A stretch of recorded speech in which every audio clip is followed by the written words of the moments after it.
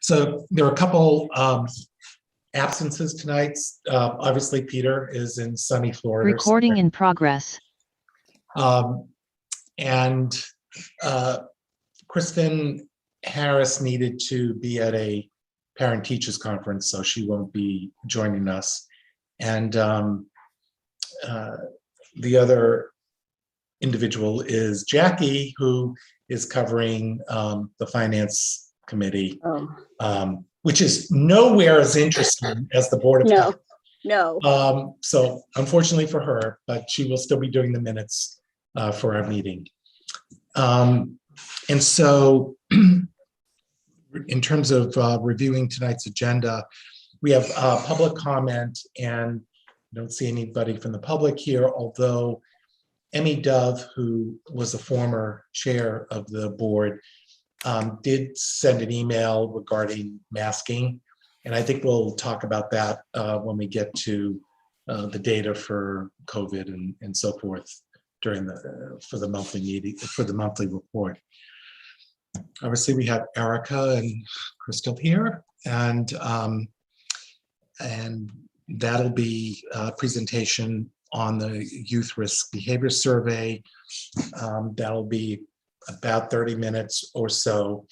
And I see Barry Kephart from MAPC, and just to let Barry know that we're probably going to get to the MAPC presentation around 7:30. So you're welcome to stay, Barry, or if you want to sign off and come back at around 7:30, that would be fine. And then we have an update on the health director position, the monthly report, approval of the minutes, and some thoughts about the schedule for next year. So without further ado, actually, maybe I'd ask Kevin to kind of introduce the next agenda item. Kevin? So not having the agenda in front of me, I assume you're talking about why we have the coalition here with us. Yes. Yes. So I will let Erica handle this, because I have not seen or heard any of these data points. This is the first time I get to see it as well, too. So we've all been looking forward to this report coming out. Erica, so the floor is yours to discuss. Thank you so much, Kevin. My name is Erica McNamara. I'm the director of the Reading Coalition for Prevention and Support, and just want to say a special thank you to Kevin for serving as our advisory board liaison. He's a great supporter, and we're so thankful that he's able to exchange information back and forth between our boards. We very much appreciate that. And wanted to have Crystal introduce herself, because she is one of our new staff members. So I will let her say hello. Hi, everyone. My name is Crystal Melanakis. I am the new outreach coordinator for the Reading Coalition. This is about 1 month into my new position. I've been very busy, enjoy every minute of it, and I'm really thankful to the community of Reading for welcoming me. I just popped in to just introduce myself. Erica has a great presentation lined up, and I'm sure everyone is going to find the information really useful. So again, thank you, and I hope everyone has a great night. Welcome. Welcome. Welcome. Thank you. Nice to meet you. Thanks for coming to say hi.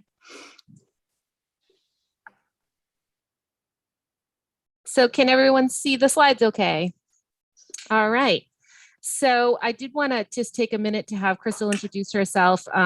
We have been quite busy in her first month, so I did ask her to just come say a quick hello and then drop off so she could get to work on her master's classes that she's also doing full time.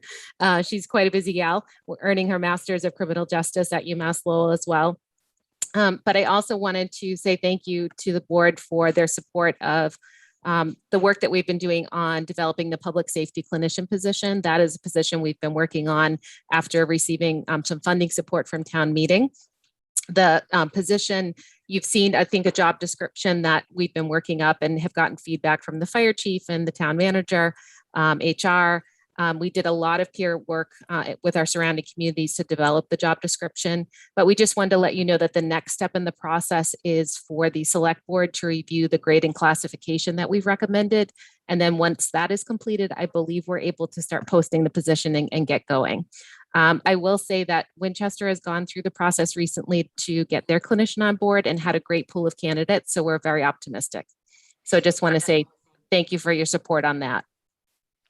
In terms of tonight's presentation, I know I only have about 30 minutes with you. I'm going to kind of quickly go over the basic process of the survey, the demographics we've been able to gather, some of the main points, main themes that came out of this report, a little bit on the anatomy of the pandemic classroom. This was a unique time to collect data and a unique time in which we're living. Some of the key highlights are survey results, and then some of the support and next steps. There's also a number of resources at the end of the presentation that you can click through and use at your leisure. And if you would like anything more, we've got lots more to share. Just in terms of the process, we work with John Snow Inc. or JSI. They are our survey consultant for the Middlesex League.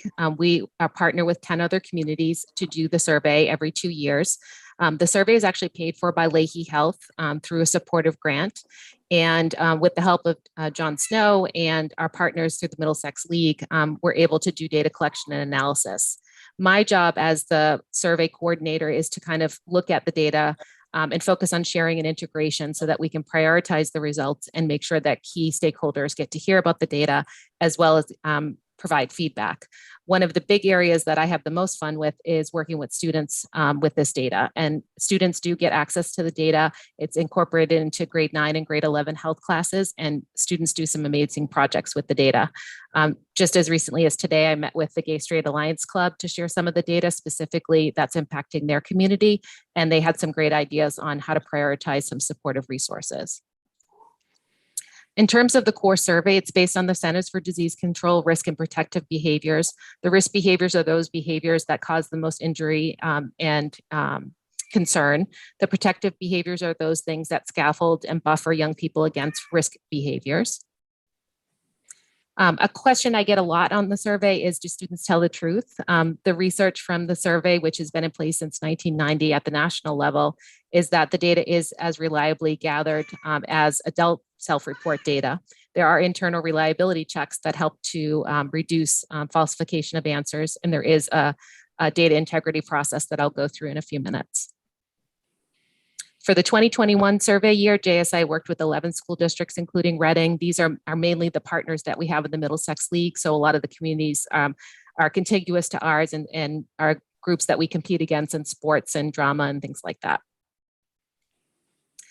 Just in terms of the survey, parents are able to review the survey at the main office of the superintendent. Due to the pandemic, we had one location this year. Teachers and administrators serving as proctors receive a brief training, and they conducted the survey virtually because of the hybrid nature of where students were at that particular time in the school year. We did collect data in March and April of this past school year, so 2021 spring. The questionnaire is able to be completed in one class block. The middle school questionnaire is about half the size of the high school questionnaire. The high school questionnaire is about 120 questions. All survey answers and results are anonymous. No identifying information is collected. And participation is voluntary. Students are able to skip questions or stop the survey and just move on to something else. In terms of data cleaning and analysis, John Snow has a really amazing data team that works with a set of software systems as well as a PhD level expert that reviews all of the data. So there is logical edits on each question, a descriptive analysis of cleaned responses, fewer valid responses are cleaned out, and then they create two major reports. There is a 30-page Reading report that is on our local data, and then there is a 38-page Middlesex League report, and I'm happy to share those reports with you if you'd like. My slides just kind of highlight some of the pieces of the reports. In terms of the survey respondents, 98 to 99% of our middle school and high school students took the survey, and after data cleaning, about 85% of the sample was included in the final data set. About 77% of students took the survey online, likely at home. We didn't ask them if they were at home, we just asked them if they weren't in school. 23% who were in school for special programming did take it at school. We also have data by race, so you can see the number of respondents by race as well as by gender. And there is a set of questions that ask young people to identify if they are non-binary or gender fluid. not identifying as male or female. That is 3% of the data that we have to share. And you will notice there is some data that is disaggregated, so you can see some of the disproportionality that we see with the LGBTQ community. We also asked for ethnicity this year. This is the first time we've been able to gather ethnicity data. Up until now, we've only had race data. So this information is very helpful because the demographics of our school system is slightly different than our census, because young people may come from outside of the community with our MECO program. And it's just a good way to get a sense of what does our school demographics look like and how can we better support our students in the most culturally competent way that we can. So you can see some of that data here, and it's broken out by middle school and high school. In terms of sexual orientation, we asked students to identify how they see themselves. They also were offered the question of something else or I don't know. And you can see, especially for high school, the I don't know is a big part of that proportion. And that's very common for young people to not know where they are. And that's perfectly okay. But we wanted to just show that sometimes that questioning can also lead to some concern and distress if they are struggling with their identity. So it is something to just be aware of that, particularly developmentally for middle schoolers, it can be tricky. In terms of asking students if they identify as trans, that was about 1% of middle school and 1% of Reading High School students. And then overall, 22 to 25% identified as lesbian, gay, bisexual, or questioning. So overall, this is the first ever set of YRBS data that we've collected during a pandemic. It's unlike any data set that I've ever seen in my 25 years of working with YRBS. It's a very unique set of data, specifically because we ask pandemic specific questions. And there is also a number of areas that are unique to this survey. One area that I wanted to share that I think is important for the community to be aware of is that we do have more high school students who reported sleeping 8 or more hours at night. That's an increase since the last survey of 16%. That's a huge increase, a very significant increase, and a really positive increase. And one of the systemic changes that we made as a community was to increase the start time for our high school students. And it's good to know that at least our students are sleeping more, because sometimes you can move up the time and not get the sleep out of it. So we're thrilled to see that, because sleeping more per night reduces risk behaviors overall as a community. One area that we are concerned about, which is probably not surprising to the Board of Health, is that mental health risk behaviors are up in the areas of depression, anxiety, suicidal ideation. Those rates are concerning. They're slightly lower than Middlesex League rates, but that's not very comforting in the sense that we still have a lot of young people who report struggling. There's also a new area of data that I think is important for the community to see and understand and grapple with, and that's students reporting that they feel they're being treated differently because of their race or ethnic origin, as well as areas around sexual orientation, and I'll talk about that. As you all know, as experts in public health, there's a number of amazing studies that get into the intricacies of gender and race disparity, as well as sexual orientation and gender disparity. So I won't go into those here, but just know that our data is part of a much larger process of disaggregating data to better understand smaller populations, smaller communities. One study that I wanted to point out is the Trevor Project's Youth Mental Health Survey, which is a national survey that looked at young people that identify as LGBTQ. And what they found is that suicidal ideation rates were more than double the rates for young people that identified as straight. And that's obviously very concerning and something we want to keep an eye on. And when you see our local rates, you'll understand why it's important to kind of be mindful of the context. I also wanted to talk about small percentages. Sometimes in big reports like this, we miss little things. And so I wanted to pull out something that is maybe tiny in number, but big in the impact that it could have on a person's life. 99% of our students had a safe, warm place to sleep. But 1% of our students reported having another experience. And so I just wanted to point out, it's a very rare thing to have students in our district that describe having a homeless night or being homeless for a brief period of time, but it does happen. And so I just wanted to point out that we did have a few of those students, and also remind people that there are resources at the state website, as well as with our local community, to help people who might need help with housing. And one area that we see sometimes where this is impacted is with domestic violence relationships. Sometimes there can be temporary changes in housing due to restraining orders and disruption in the family. You all know this because you've been living it, that the World Health Organization has described this pandemic experience as a mass or collective trauma that has been greater than the Second World War and has had an enormous mental health toll. And we've yet to realize what the true impact of the pandemic, which we're still experiencing, will have on our lives. But there is a descriptor of post-pandemic stress disorder that has been developed from the impact of living through the pandemic. And we can see that in some of the results in terms of young people's increased level of worry, their increased level of concern, trouble sleeping, and a number of other areas. I wanted to take the data and give you some visuals for what this is like at the classroom level. So I will be sharing regular graphs and charts and things like that, but wanted to take a minute to just show you what it might look like in a classroom with some of this data. So some of the pandemic specific data that we asked young people was during the pandemic if their mental health was not good all or most of the time. And in a middle school classroom of 20 students, about 5 students said yes to that question. And in a classroom of high school students, it was about 6. So you can imagine from an educator's perspective, that's quite a few students that might be experiencing the toll of the pandemic. And then also think about the adults that are teaching in those rooms and trying to support those students who've also been dealing with the pandemic impact. Asking young people about feelings of fear, anger, sadness, worry, numbness, or frustration during the pandemic.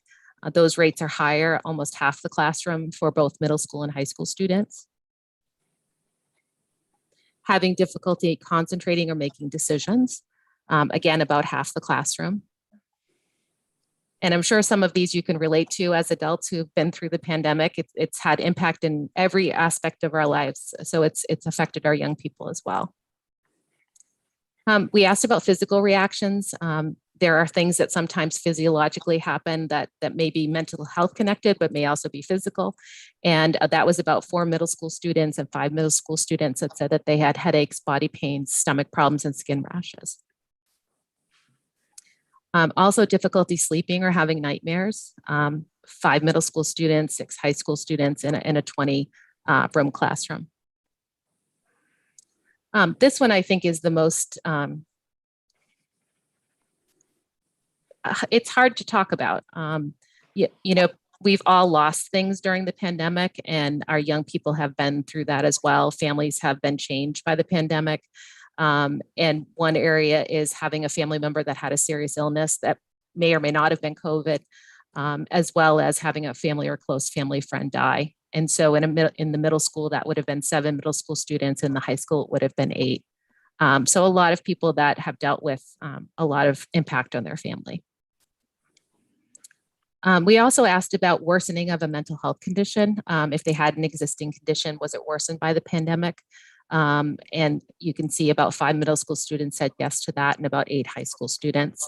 And then we also asked about worsening of their chronic health problems. And that rate was slightly smaller, but still an increase. This is the data, but just so you can kind of see the comparison to the Middlesex League rates, the districts that we collaborate with in the league. And you can see the rates are pretty comparable. Some are a little bit higher, some are a little bit lower, but they're pretty comparable. So we're not alone in this experience. I wanted to point out the impact of the disaggregated data so that you could see when we look at a smaller community that is disproportionately impacted by mental health, what that looks like. So for all of the students in the middle school and high school sample, they were asked, how often was your mental health not good? All or most of the time. 27% said that that was an impact for them. 69% of the genderqueer percentage were impacted. So quite significantly higher. And that rate is comparable to the Middlesex League genderqueer rate. So you can see that we're not alone in that as well. So this is not unique to our community, but is something that is impacting the LGBTQ community. As you know, research shows that trauma and turmoil can lead to worse problems for our health. But there is a lot of research that talks about the ability to grow, to change, to transform, to adapt, to develop resiliency. And then that's not to be overly positive, but to acknowledge that there is a process that we all need to go through to kind of come through the other side. And so this is something we've been sharing with young people, that there can be growth from difficult times and that they are strong and resilient, and we're here to support them. Some protective factors that we're all big fans of, like eating breakfast at least 5 days a week, being physically active, striving for good grades. Not that grades are the end all be all, but the idea of being engaged in school, and then sleeping at least 7 hours a night. And you can see that the rates are pretty good. So we're really proud of that. We've got a lot of young people making really healthy choices, a lot of families doing hard work to make all these things happen, because it's not easy to get your 14-year-old to eat breakfast 5 days a week. So kudos to all the families that are working on that. Another area is support networks and treatment access. So we asked young people if they already were connected to a behavioral health professional. And for middle school, it was about 13%, for high school, about 19%. And then you can see the rates for Middlesex League. The national rate for high school is about 20%. So 19% is pretty good in terms of level of connection. So that's an area we'll continue to work on, but it's good to know that many of our young people are already connected to supportive professionals. We also asked young people if they had a parent or caregiver that they trusted to talk to important things about. And you can see that the rates for middle school and high school are in the 80s, which is amazing and excellent. And the rates for Middlesex League are also comparable. We also asked about a teacher or adult that they felt like they could trust to talk to in school about something that was important to them. And those rates are a little bit lower. They're lower than they've been in the past data cycles. We think some of that was impacted by the pandemic and hybrid learning and not being able to be in the buildings with the kids. And it's an area that RPS is working very hard on. And I can see, having been in the buildings over the past few months, the amazing work that's already happened to rebuild a lot of relationships. In terms of coping strategies, we asked young people if they have a healthy coping strategy to help relieve stress. And you can see here that we have a significant number of young people that do have those healthy strategies, which is excellent and another protective factor. We also asked young people what kind of health education they're getting. That's an area that we're always working on. You can see the rates here for middle school and for high school. It is important to point out that the middle schools do things in quarters or shorter semesters, so not everyone got to their HIV prevention work by the time the survey was offered, so the rate looks lower, but they just hadn't gotten to their section yet.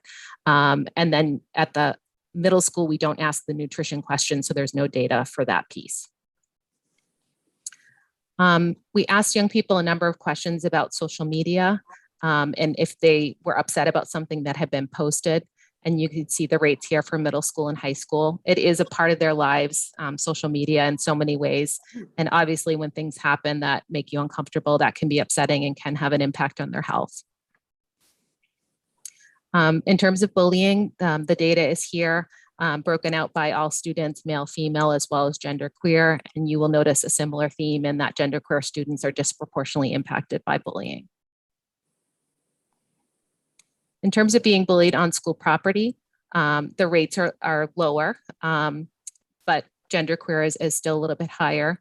If you look by grade, the rates are pretty comparable, so it's not unique to one age group, although we tend to see high school rates of bullying are much lower than middle school rates. Developmentally, we tend to see higher rates at the middle school level nationally and lower rates at the high school level.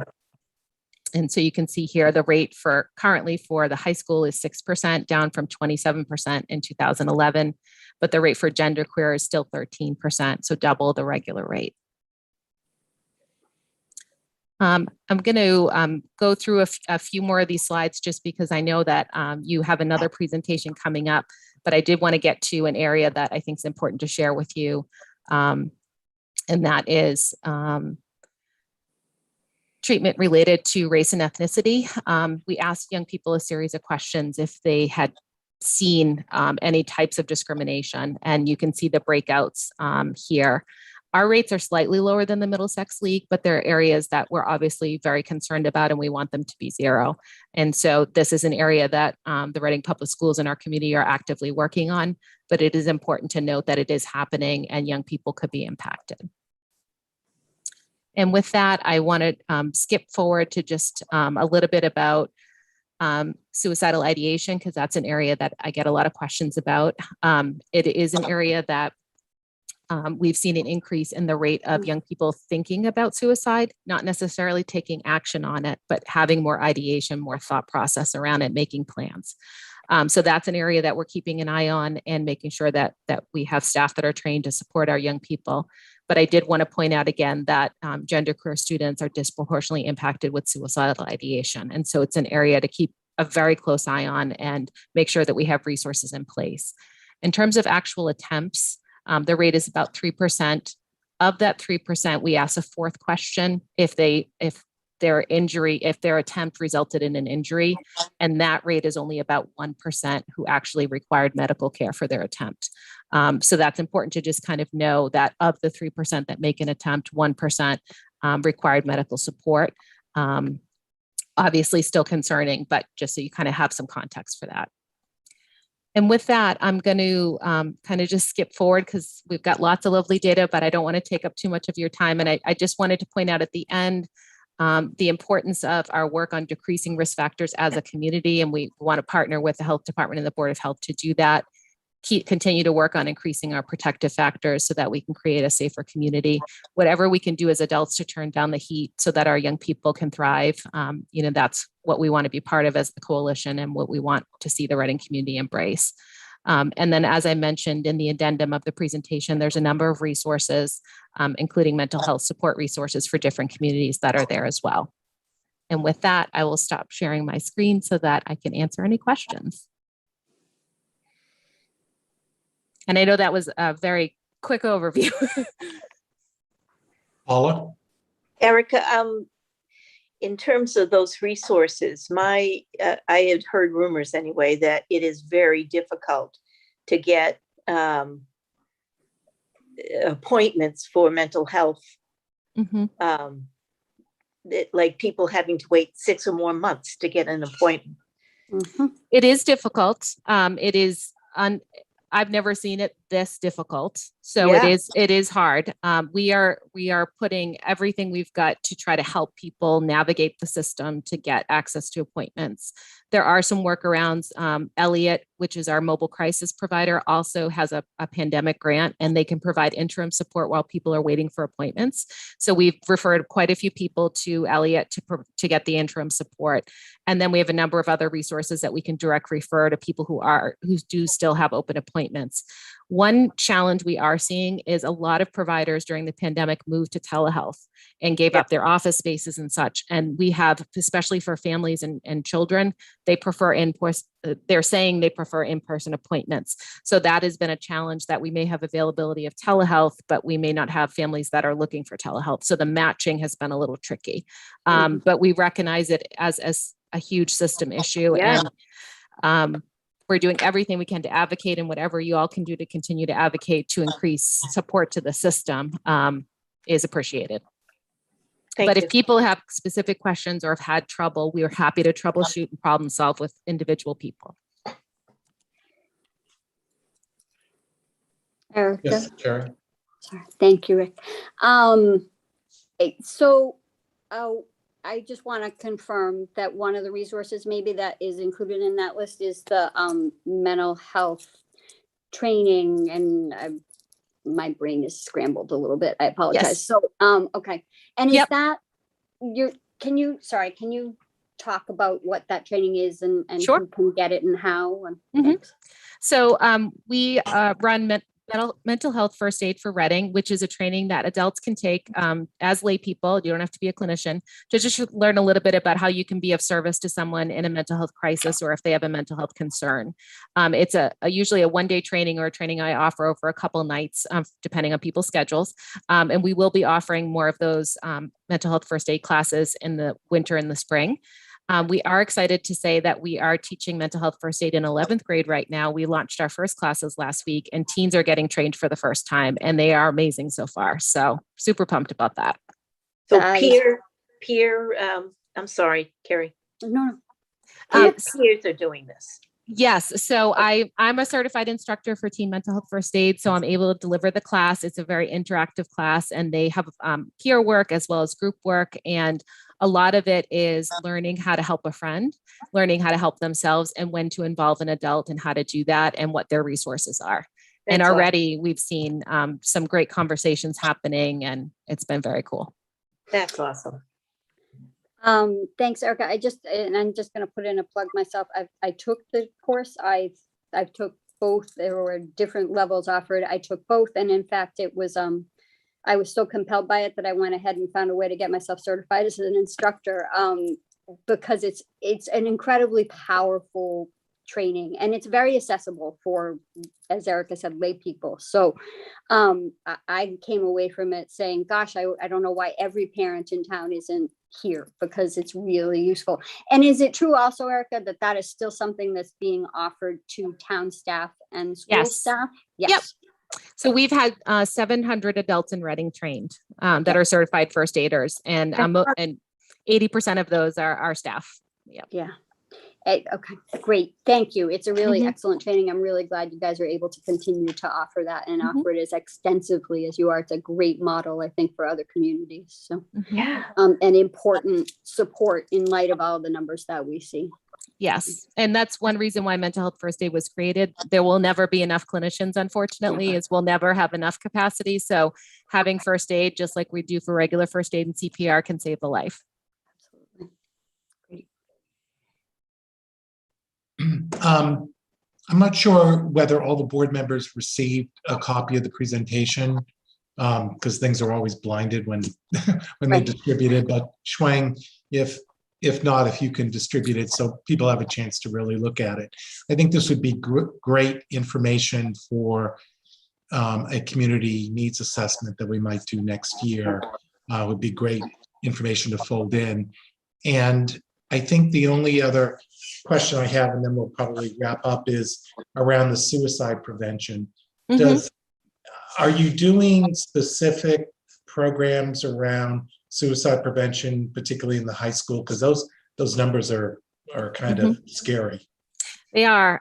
So mental health first aid has a suicide prevention component. So adults are trained, and then staff also have additional training on question persuade, refer, which is QPR training, which is another form of suicide prevention training. And then we've had a number of other pieces. It is embedded into the grade 9 and grade 11 curriculums for their health classes. So they do explore the concepts of suicidal ideation, how to talk to someone, how to get help for friends. But the mental health first aid class is 6 lessons, and most of the focus is on that piece, as well as on panic attacks, non-suicidal self-injury, developing anxiety and depression, and those other areas, eating disorders.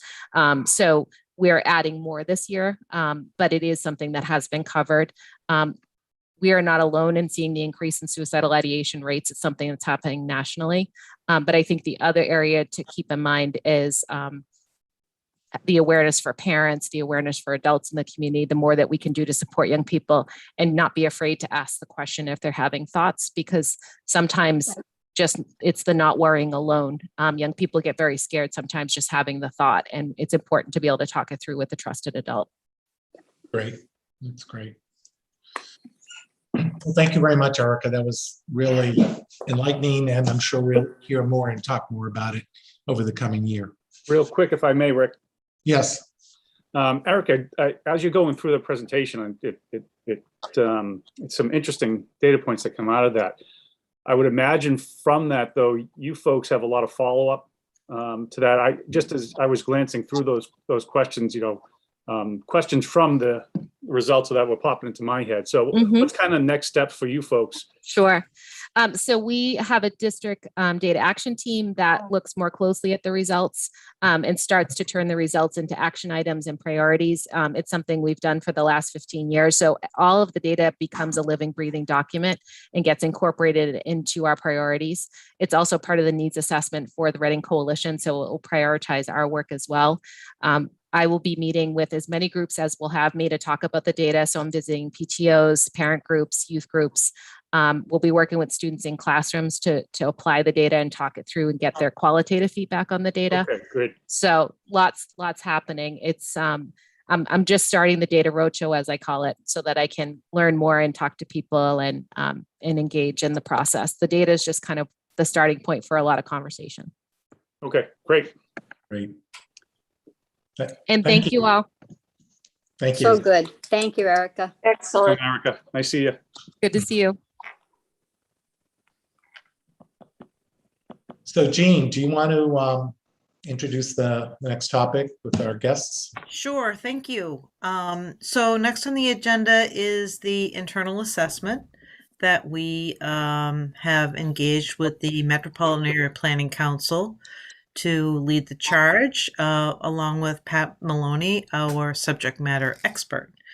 They are here with us tonight to give us a little preview of what they've discovered, some of the information that is available at this point, and they've been on board since about August. So we've been working hard. So with that, I'll turn it over to the team. Thanks, guys. Yeah, thanks. Thanks, Jean. Good to see all of you again. Yeah, I mean, so just as a reference, so Mark Fine, I direct our municipal collaboration department at MAPC, and came to the board a few times in the spring as we were considering this this process and this review. Yeah, I'll have Barry, my colleague, should introduce himself, and then Pat, who we've been working with in this project, would do so as well. Barry. Thanks, Mark, and nice to see you all as well too. Barry Keppert, I'm the director of the Public Health Department at MAPC. I'll turn it over to you, Pat. Hi, I'm Pat Maloney. I'm the public health practitioner participating in the project. I've practiced for over 38 years in public health at the national, state, and local level. I've been pulled back from retirement. I retired, and now I'm the commissioner of public health for the town of Brookline, temporarily, hopefully. And I'm also on the accreditation board for schools of public health.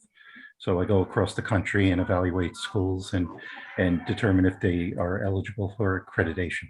So, I've loved working with this team. So I know Mark, give the overview. Yeah, well, thank you. We have a presentation to give and some slides to share. Am I able to share those, Jean? Yep. Great. So we'll do that. I mean, I would say it's been great to have Pat, providing his knowledge and expertise and perspective throughout this process. So I think that's been a good partnership and something that you all wanted to see happen. So thank you for doing that. But yeah, I'll share my screen now, and we'll get going.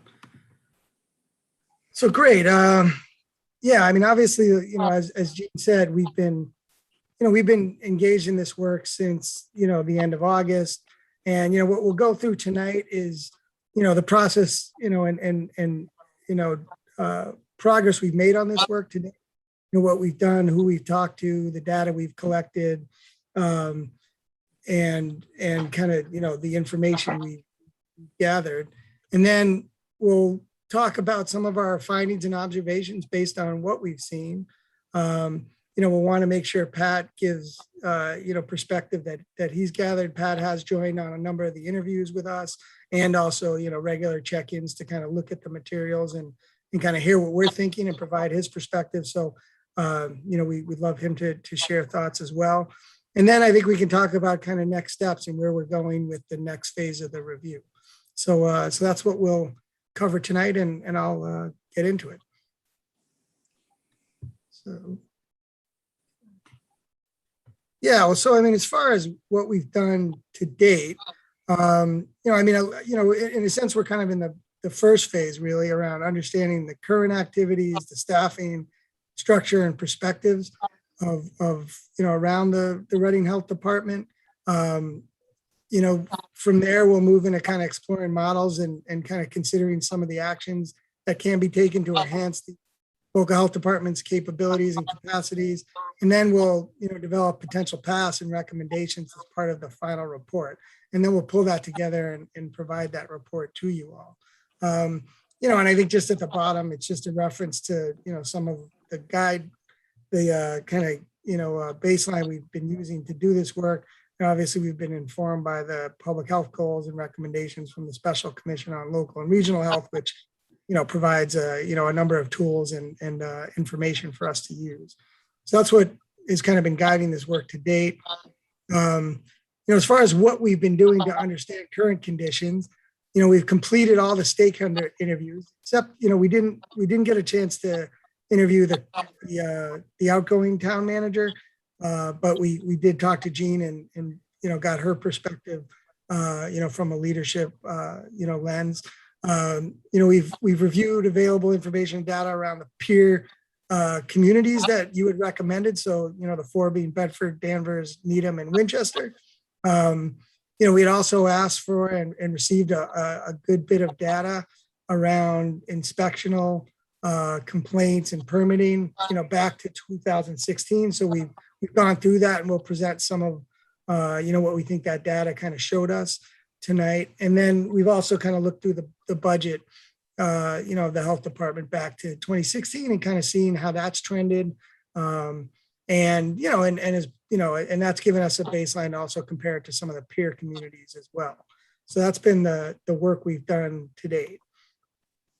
And feel free at any point if you want to, jump in and ask a question, we're glad to. We'll obviously provide time at the end for that, but if something's burning, let us know. So as far as the stakeholder interviews, we interviewed the 12 participants. There's the list. Obviously Erica, we were just hearing from, was somebody we did talk to. And we talked to the fire and police chiefs. We talked to, your nurses, the, former inspector, Daniel Markman, and, a number of the other parties that are listed above. What we focused on in those conversations were, what are the strengths of the health department, areas for improvement, some of the current health priorities and needs. Obviously, I think we heard a lot of mental health was a uniform priority, and obviously, the presentation you just received, I think, suggests that makes a lot of sense. We did talk about, progress on some of this 2015 strategic plan objectives, some of the state standards, and workforce development. We did kind of look at what we've learned and the data we've received in light of the state special commission recommendations. And then, what we've thought about also are just, what are some of the opportunities, threats, and recommendations to enhance the health department, and, got feedback on all of the above. So that's what we've done, with that work to date. And those were a few extra interviews of current staff that, weren't necessarily what was suggested originally, but we thought made sense to do. And, Shuang, who I know is on this call, was one of the participants. It was great to interview her, and Christine and Daniel as well. Yeah, Mark, if I may add at this point, please do. And I was pleased to hear that during the interviews, all of the other departments and the persons we interviewed, they all were looking to build, teams working with the health department. And that's very important. In all the years where I've seen success with health departments, it's when they interact very well with other departments to get the job done. And I was really impressed to hear. So at the administration, I'm sure it comes from up there and it trickles down, but they all kept focusing on the importance of and enjoying to work with the health department to get many of the tasks done that they need to do. So that's kudos to the town for sure. Yeah, no, thank you, Peter. I think that's a good observation of, of what people, in a way were seeking and kind of wanted to do with the health department, because there was a lot of,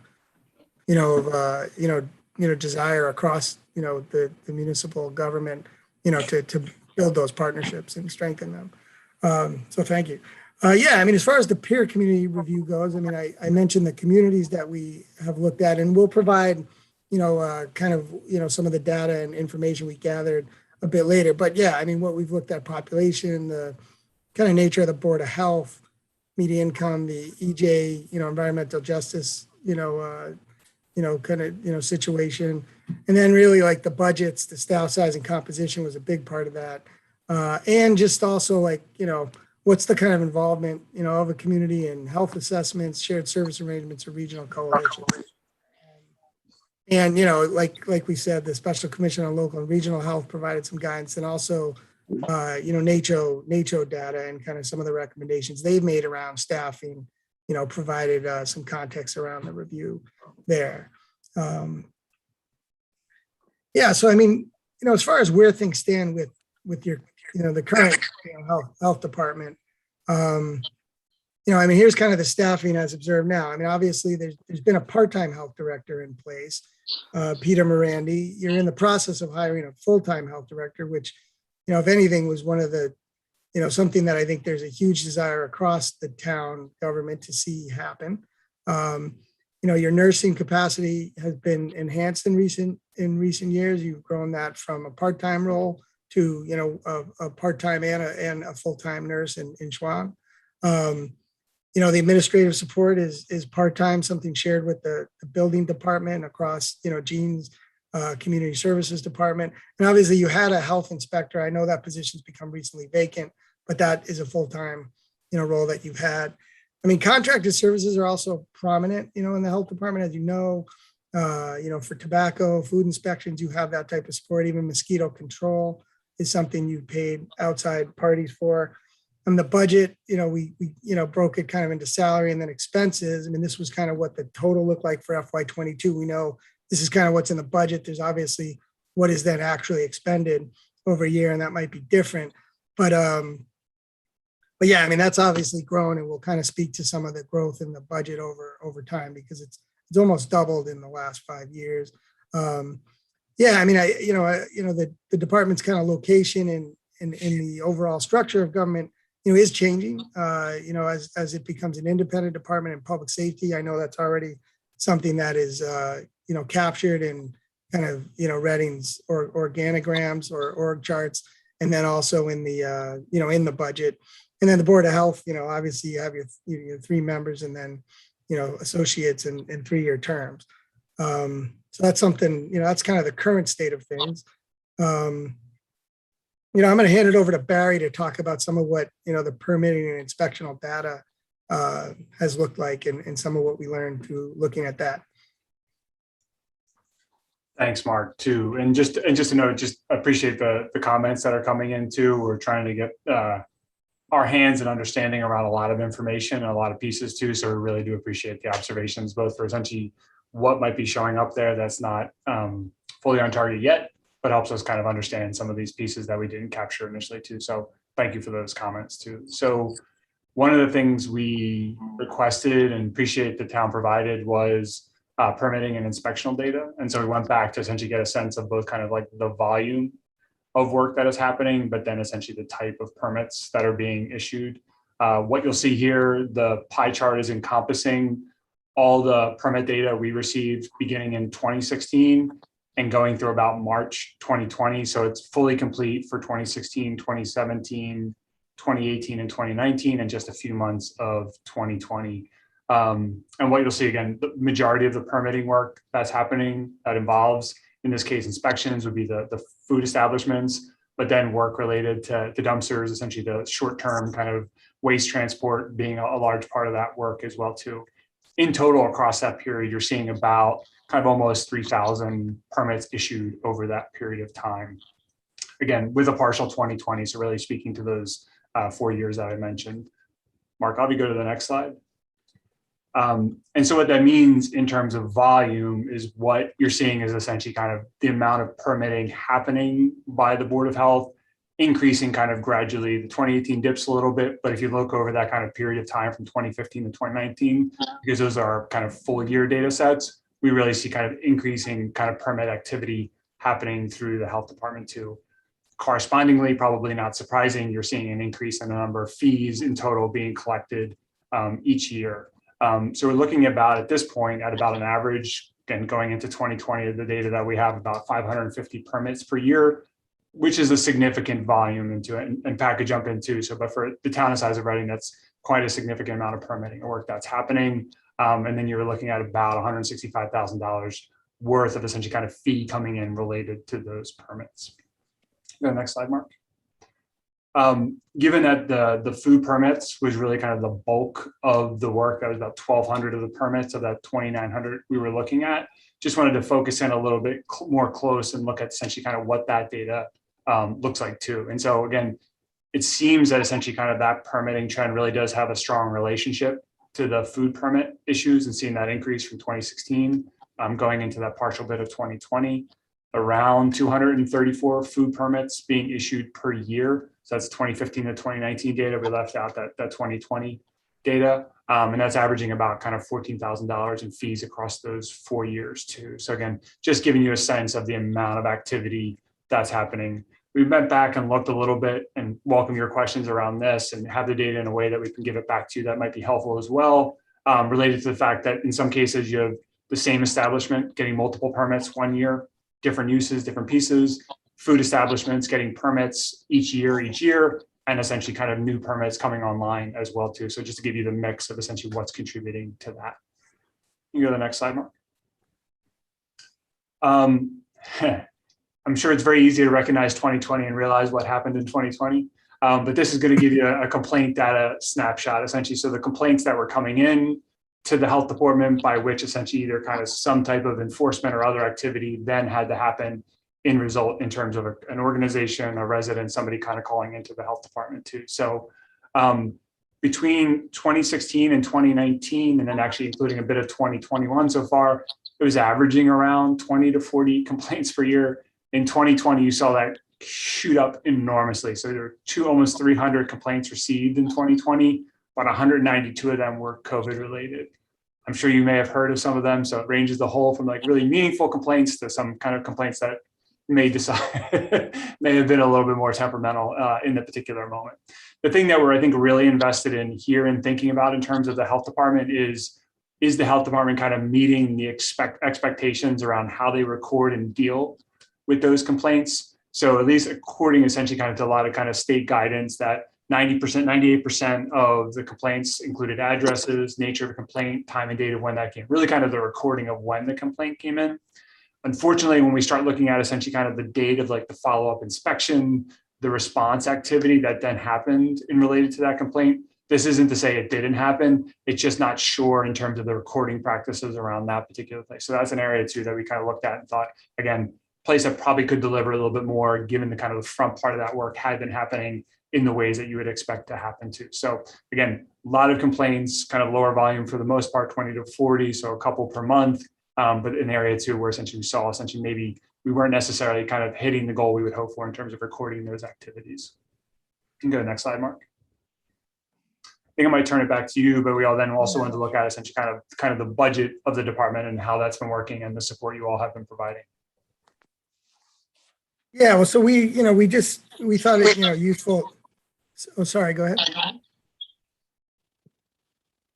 Okay. Yeah, sorry. So we did want to look at kind of budgets for, over the last, 5 years.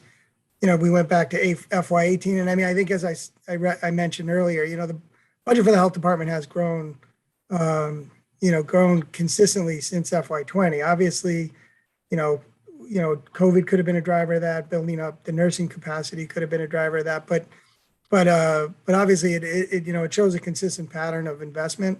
And obviously looking to hire a full-time health director at a competitive salary, which the town is in the process of, obviously is a cost driver, but a positive, demonstration of the community's investment in health. So that's kind of what that's looked like. And obviously, the expense side of it stayed, it's gone, up as well. Consistently. And obviously, the town does rely on outside contractors for a number of areas for, outside, inspectional support. And this was just like when we looked at the budget expenses, mosquito control is 45,000, professional services, animal disposal and kind of some other expenses kind of comprise what that was made up of.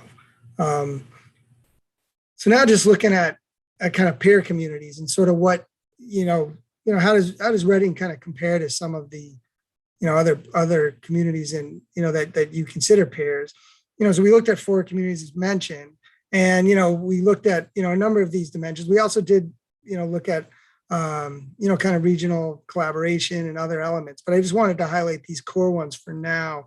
So on the Board of Health side, as you see, and this is kind of true in a way across the data we receive, there isn't necessarily a right answer.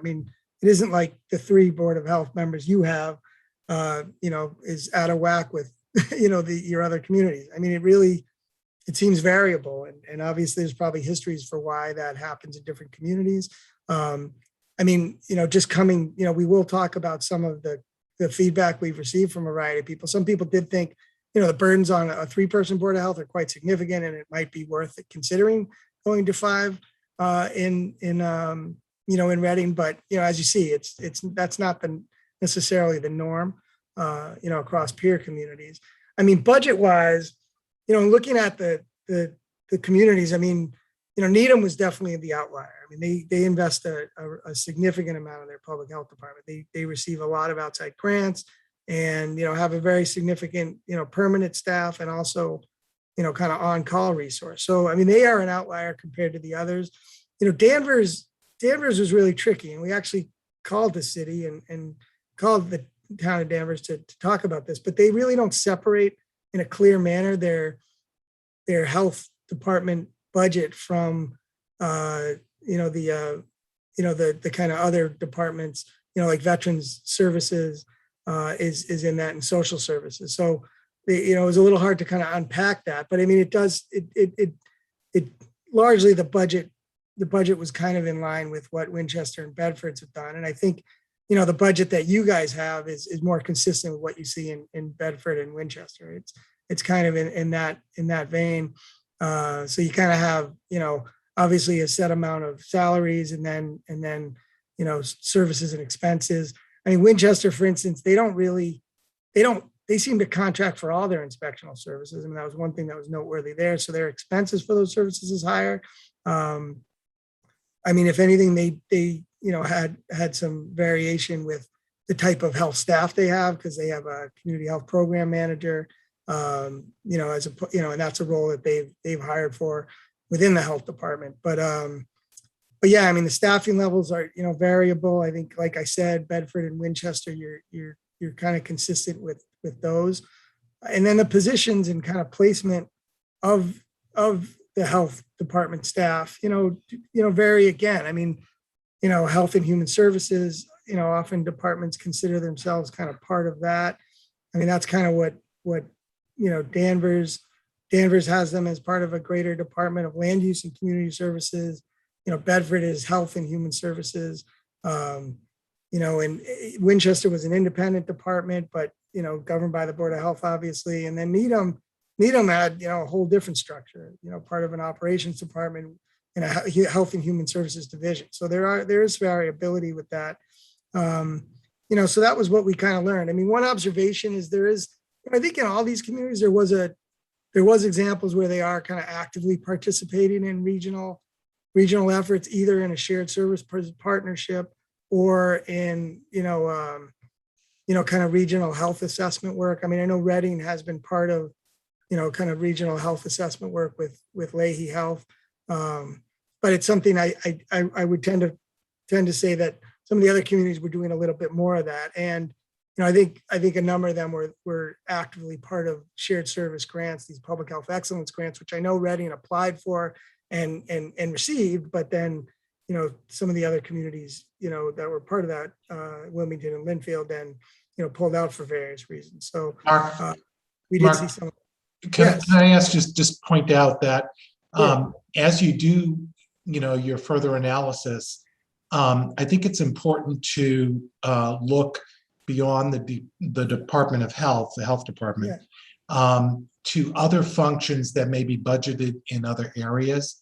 Like when I look at this for Needham, and there's a note, substance use prevention coordinator as well. Right. You just heard the Reading Coalition presentation. Those 3, soon to be 3 staff are budgeted somewhere else.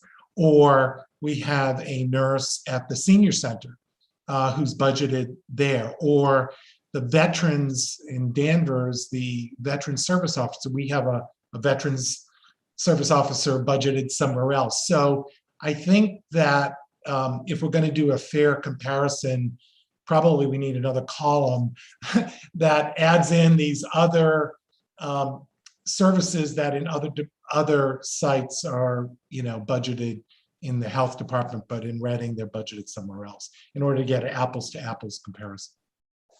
No, I mean, I think it's a fair point. And we, speak to that in the slide, when we talk about strengths and assets, because, clearly health services in Reading are, go beyond the health department. And I think, that was, an observation, and we consider that a strength. I mean, I would say, if anything, though, worth it here to think about, hey, in a sense, it also shows where, how people have decided to organize their health departments differently and where they've placed some of these services.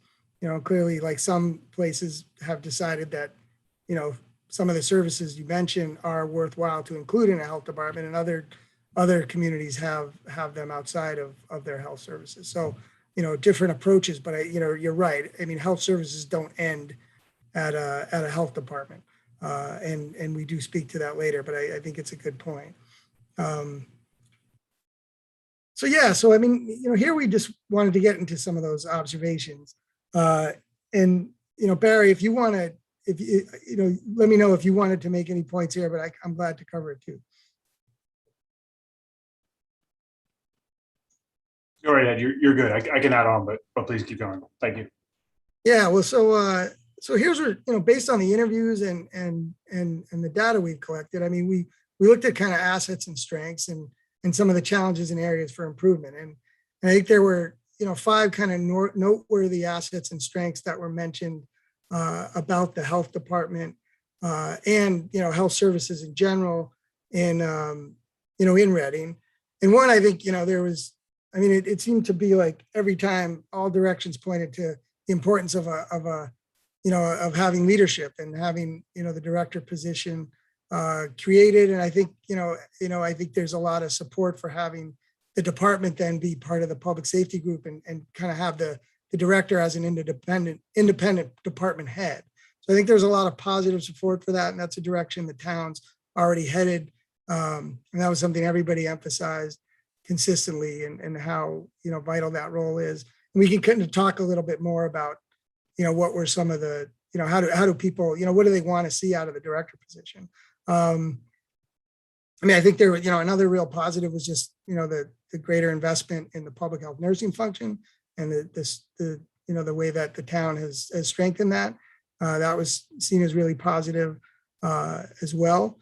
I think the Board of Health, so you all, were consistently cited as a strength, and I think the expertise that members of the board have, and I think the regular communication, with the Board of Health. I mean, it was noted numerous times that, especially during the COVID response, how important a variety of partners and players across municipal government, found the interactions with the Board of Health and the ease of working with the Board of Health in that emergency response. I would say, especially like the police and fire chiefs, both spoke to that. And, believe me, they would say otherwise. they were pretty candid about a lot of things, and they spoke highly of that relationship. The increased budget and contracted support we've mentioned. And then I think, and this is the last bit, Dr. Lopez, was around this, the strength of health programming outside of the health department was also, a real asset and strength. I think what Eric is, doing, is amazing. And the fact that additional resources, have been supported by town residents, and town meeting to, strengthen the mental health, clinical capacity that the town has is a real, asset as well. So those were the bits there to note. And then on the challenges and areas for improvement, I mean, I think, that maybe to juxtapose with the excitement people have for the director position is just maybe the fact that a lot of people have identified department leadership and expertise as a gap. And I think, we did hear consistently that, I think people felt, that they're, that maybe when they sought, leadership or support from the department, it hasn't necessarily been able to be forthcoming for a variety of reasons. I mean, I did mention that the number of Board of Health members, I mean, maybe in part, this might be an observation of the demands placed on the board during, the pandemic. But I think a lot of people felt like, a 3-person board, that gets stretched pretty thin, and it's a lot to ask of the 3 members. And potentially the town would consider expanding that. I'll talk, department communications, internal and external. Yeah, I mean, I think there was a general sense that the department isn't necessarily playing a leadership role in health issues generally across municipal government, but also with town residents, and it could have a stronger profile in doing that. I think there's a desire amongst the health staff people we talk to play a bigger role in that. And I think have the health department kind of central in those communications. I also think there was sometimes, a sense that maybe, health department staff, it wasn't always clear what the expectations were for them. And, where, maybe the communications that they were receiving from other parties wasn't, always as consistent and clear as it could have been. I think like the regional connections and, building more partnerships, with a range of parties, including your neighboring communities, I think was seen as a challenge, but an area where, that the town could do more of. I mean, I think in some ways, your staff who participates in a number of regional, regional coalitions, like Shuang, and I know she's now the chair of the 3B Public Health Emergency Preparedness Coalition, which is great. But I think, people took back from those experiences a fair amount of, learning from what other communities are doing and what some communities are doing together. And I think there's a desire, to see, Reading, start to do some of that as well. I'll come to the unsure of meeting state and local service goals last, but oversight and manage of environmental health services. I mean, I think, in some ways, I think there was a sense that, the expertise on inspectional services wasn't high. It was improving in part because the town, did support the previous inspector to, get more credentialed, but it hired at a pretty junior level. And, code enforcement and some pieces of that work weren't necessarily, considered strong suits, or even kind of knowledge of kind of health and sanitary codes weren't considered, strong points in that position. I think the turnover in positions kind of dovetails with that, and particularly in inspectional roles. And this has happened, the Daniel, the health agent, there had been, a decent amount of turnover in those positions. And then, clarity of roles and responsibilities for staff. I mean, I think, sometimes that kind of goes with the communication stuff, but there did seem to be a sense that, that expectations weren't always clear, and some of the, some of the avenues that maybe, health staff wanted to pursue weren't always, supported, outside of the department. And I mean, lastly, I think we have really wanted to look at is just like, that kind of question that I think, you all talked about when we first, were being invited to consider this work, around, is Reading kind of meeting state and local service goals and standards? And, I think, we've looked at the data, we've kind of heard what everybody thinks about that. And I think the general sense is at a basic level, yes, but I think, maybe the quality of some of that work and maybe even some of the skill sets, especially maybe on the inspectional side, I've been kind of questioned. So I think we've kind of considered, that's sort of an area of, where we are unsure, if maybe those standards are being met. I think at a base level, definitely they are. I mean, the town is delivering its statutory responsibilities, but I think, the state special commission and other parties kind of are looking at maybe building on kind of that baseline, with other improvements. So Barry or Pat, would you want to add in anything on these points? Yeah, this is Pat, and on the side where we're seeing the challenges, it's predictable. You've been without a solid health director for a while, and that's where a department gets its leadership from, and it trickles down to the support staff. And we did hear from the support staff; they're looking for that leadership, for that consistency. So as the system and as the team builds, that'll happen much better. So we're hoping to, I'm hoping for you guys to see that because we did hear that the support staff, they want to do this right. They want to have the resources to be able to do it, and they want the leadership to do it right. So I think you have all the components there. It's just needing to fall into place. I know, we're going to be looking at other things, and some of the information you get from data is, what are we using for our collection of data? Is it appropriate? Is it something we can look at and then plan for the future, where we look at our strengths and weaknesses for our data, for our complaint intake and our inspection output. So there are other components that help build that system. Do we have the latest software that is getting us there?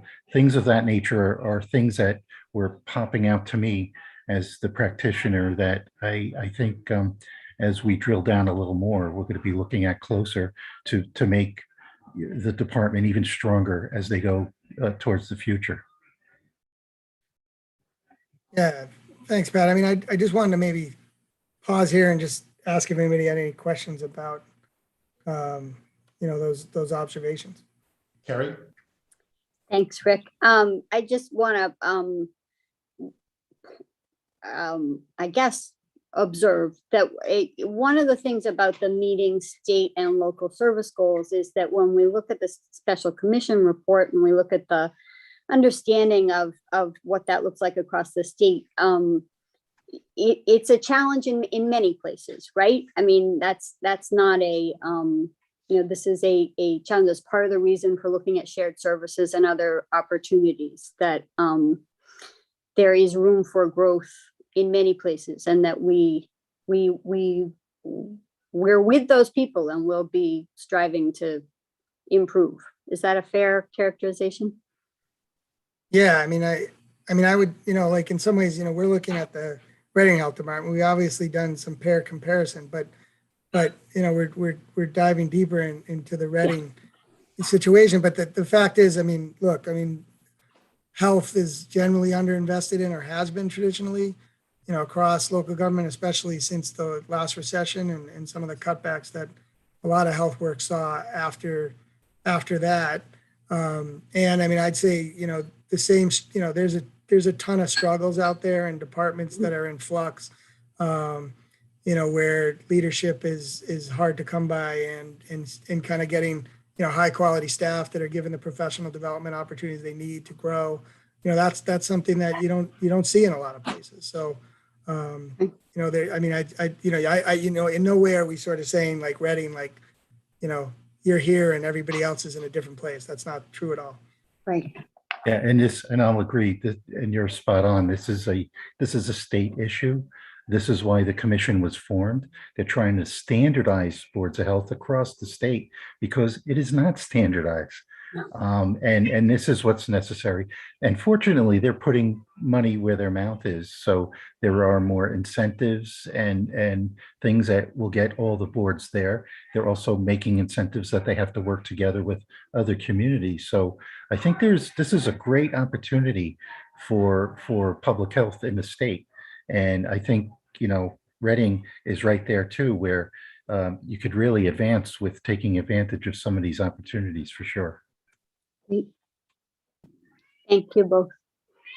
Thank you. Yeah, so we did want to come to next steps, and obviously, like, we thought about some of the areas for further analysis, and like one area, like just as an example, was like the fee, permitting fee schedules, and we talked about the volume of permitting and how much is being collected. But one thing to think about is just, are those fee schedules appropriate? Are they one, covering the workload, and two, how do they compare to some of the other communities in the area? So that would be something to potentially look at as well. One thing we, just as an aside too, like, I think we were hoping to receive like some MAVEN data, data from the, infectious disease database, especially not necessarily COVID data, because obviously there'll be plenty of that. And, that's something that the town is well on top of, but even just to, see some of the MAVEN data, maybe of the years prior to COVID, and what other types of infectious disease reporting is going on.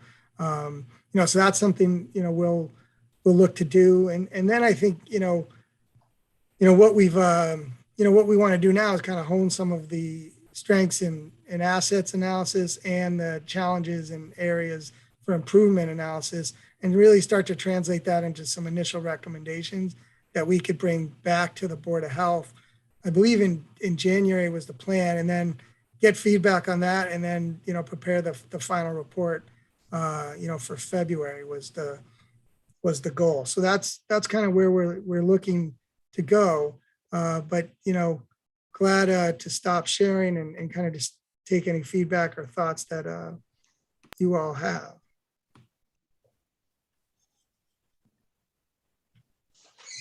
Any other comments or questions? Sounds like, this was just a preliminary review of where we are, and it sounds like everything I'm hearing feels right at this point in terms of your findings. So, Yeah, I think it's great data so far that you've all pulled up. This is kind of what I was hoping for when we initially started this process, to get some answers to some of these questions. Specifically, the challenge, obviously the challenges area was for me the best part to look at, especially when we're going to be hiring a new department head. To have this data to give to them as well is going to be really, really helpful. So excellent work so far. Did a great job. Look forward to seeing it in January. What else you come up with? Yeah, and Kevin, just on that point, I think a lot of what we're going to be thinking about is kind of, how do you kind of set up those new, like a new health director for success, and Right. and even and kind of and kind of set that new department and the environment it's going to be working in, up for success. Because like you're building the blocks, the investment commitments there, you're in the process of hiring. It's like, what are those things that can kind of help make that work as best as possible, and I think also build on the really strong staff you have now, because there's some really great things the town has done in a pretty difficult, time for this type of work. And it's, how do you, kind of grow that and sort of address some of those challenges that have been raised. But yeah, so that's something we'll definitely be thinking about. That's Gene, great. sorry, Look you're forward here. to it.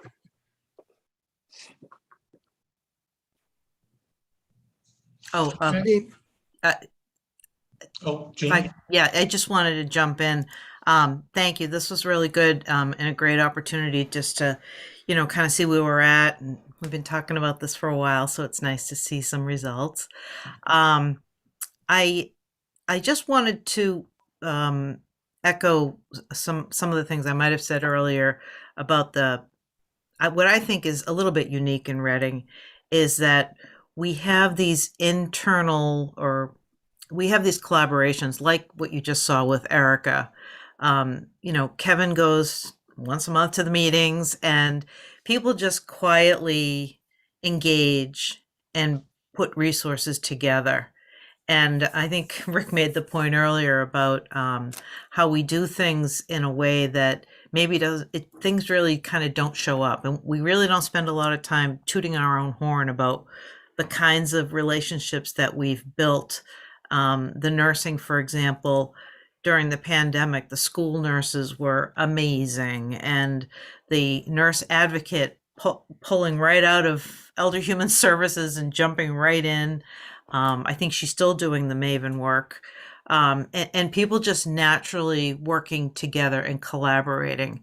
So I feel like that collaborative spirit and the partnerships that we've established are a huge asset for the town. I'm not sure we bang that drum loud enough, so I thought I'd give it one more bang of the drum.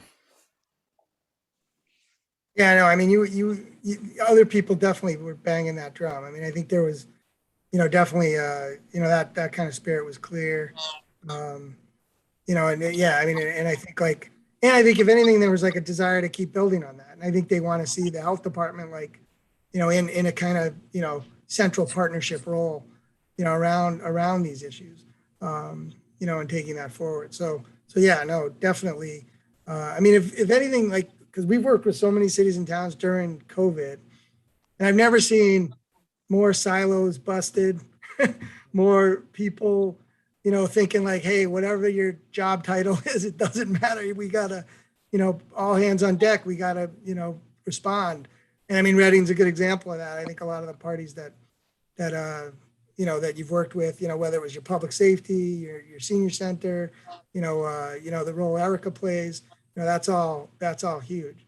And I think, particularly, in talking to Erica, we were amazingly impressed with what the town's done on that front. And actually, for a town of its size, you know, and, you know, we do a lot of work with substance use, you know, issues with other communities. It was really impressive.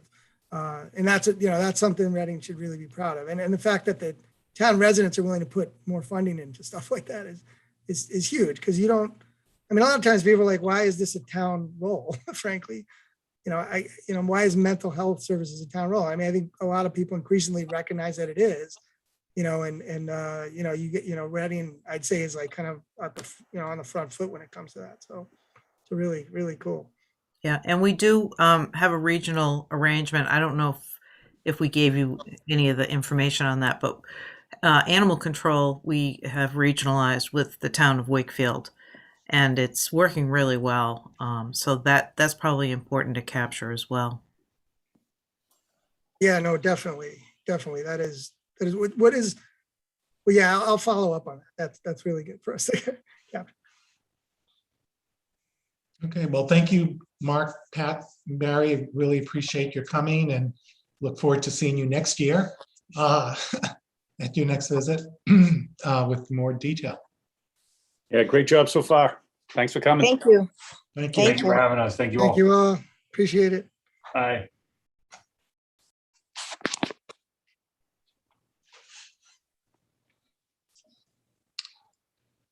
Okay, so Jean, drum roll. Do you want to give us an update on the health director search? Yes.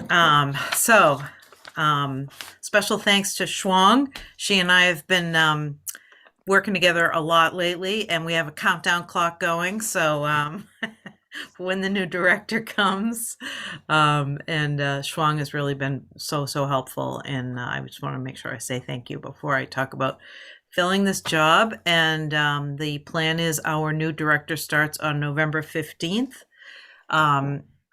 We're there. We can't say who it is, which sounds awful, but it's a real person with a lot of experience and somebody that's very excited about taking on this role, has worked in a neighboring community, and just brings a level of expertise that I'm very confident in and very excited about. The office space is being made fully ready tomorrow by our wonderful facilities department. Bob asked me not to make it look too good because we don't want them to not want to move to the police station after all of this. So yeah, all the staff in the department has been very flexible and working together well to make this all happen. So we're excited. That's great news.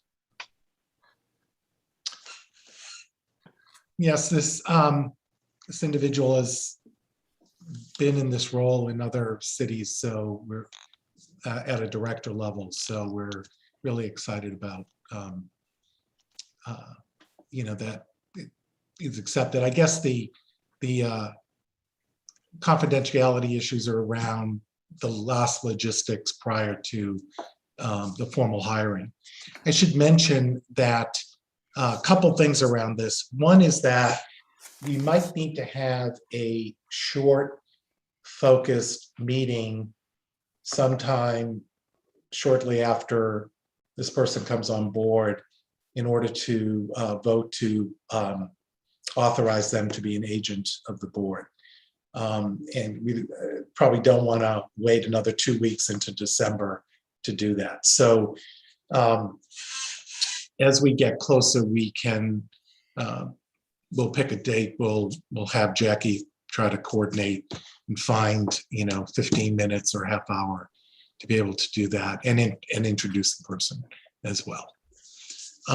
We do have one thing that we have that's time sensitive that we'll need our new director to get right to, and it requires, you know, being an authorized agent of the board. So we've got, Shuang and I have it all ready for when the new director starts, the paperwork, but neither one of us can obviously,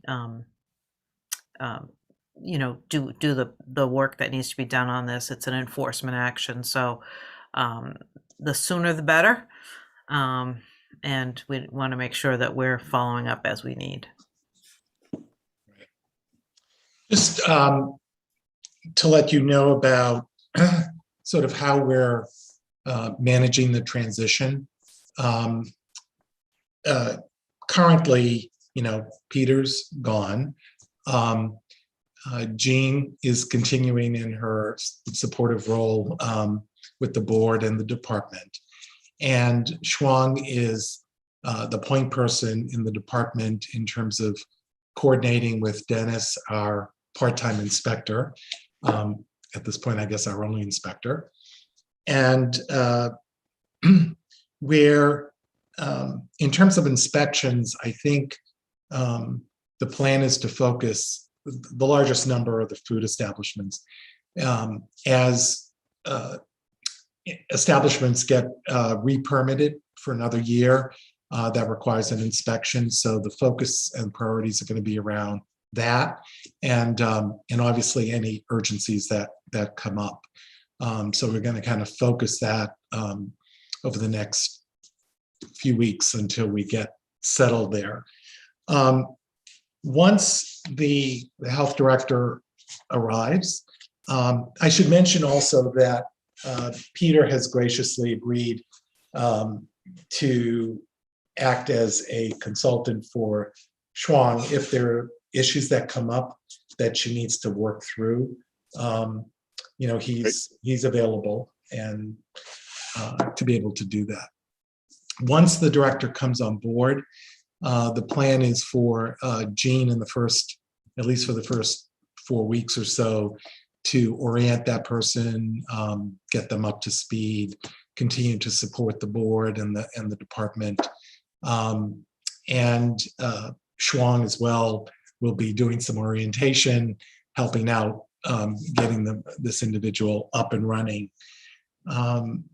And as well, Peter offered to talk to the new person as needed to kind of give them the background that they might need or help them work through some issues. And then finally, phase 3, which is probably starting January 1st is my guess, would be for Jean to step back at that point. She has a day job as well. And consistent with the new structure, with the health director reporting directly to Bob, Bob being the sort of major support. And whether Peter will, in some way, shape, or form, continue to have a very small role in some way, I think we're sort of leaving that up to Bob and the director in terms of what that might be. But that's how we're managing things over the next couple months, 60 days or so. And hopefully we'll pull it together, and hopefully it won't be another pandemic or another, any disaster, washcloth burritos from Chipotle or whatever. And we'll get through this. So just to kind of let you know on that. Okay. All right. So monthly report, I'm gonna turn that over to Shuang, who actually, with Peter not here and Christine not here, you're the whole show. You're the whole show, Shuang. Okay, it's my pleasure. Thank you, Dr. Lopez. I'm gonna share my slides. So yes, as usual, I'm gonna talk about the health department updates. We have a couple of things to cover today.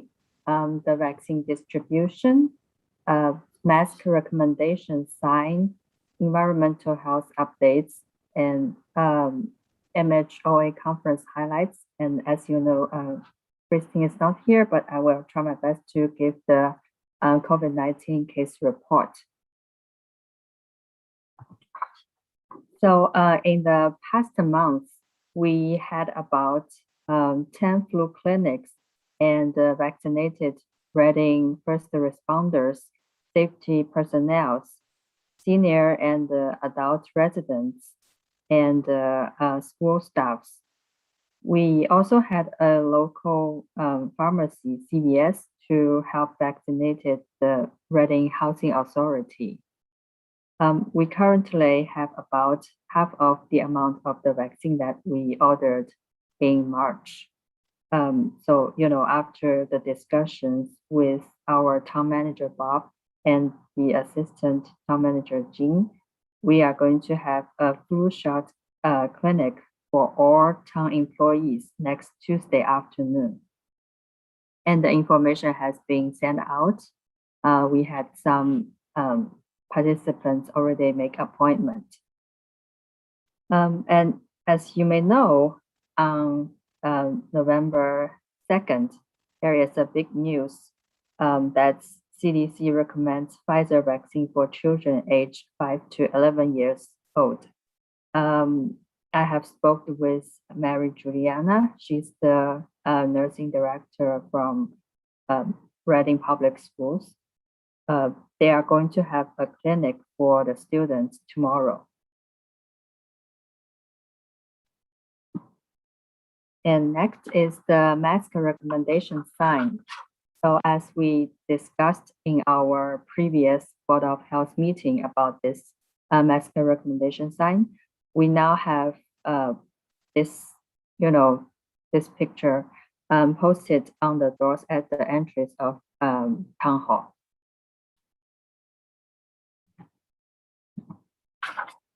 And some updates for the environmental health. So in October, according to our part-time health inspector, Dennis, he reported he did 21 inspections, 2 re-inspections, 10 site visits, and had a meeting with the fire department. And currently, the complaints regarding environmental health issues, for example, we currently had 2 complaints of the food establishment sanitation issue. They are forwarding to Dennis for follow-up. And for the permit application, we have Kim Sanders.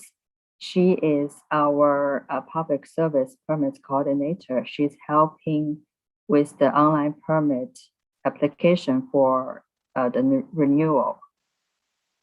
We also have Dawn Tosio. She's the clerk from our, public service department.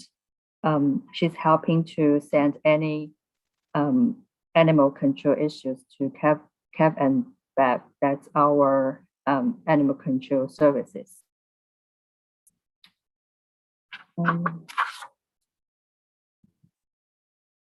The next one is our MHOA conference. So as you may know, I had attended the MHOA annual conference on October 20 and 21st. I greatly appreciate this opportunity and want to share with you some highlights from the sessions that I have been attended. We first talk about the climate change. Dr. Bernstein, he is from Harvard University School of Public Health, talked about the climate change, including flooding, hurricane, and heat waves. There was a discussion on cooling center. As you may know, Reading have cooling centers at the senior center and library. It seems many other cities and towns also have their cooling centers, and only few people shows up during the heat wave days. So Dr. Bernstein recommended to have some educational information when we send out the messages. For example, we can let the public know the heat waves may work the health condition of heart disease, respiratory disease, diabetes, and renal failure.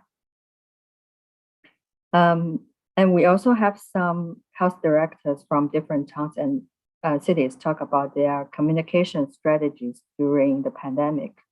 For example, sometimes the pictures is easier to be understood than the words, and keeping sentences short and simple can be more effective. We had the City of Lowell introduced their opioid outreach program and the syringe collection program. They shared some photos before and after they conducted the programs, and which shows the a big improvement of the environment. And last, we had a group of people from MDPH talked about the current Massachusetts recreational camp regulation and inspection. And now I'm gonna switch the screen to Christine's COVID case report.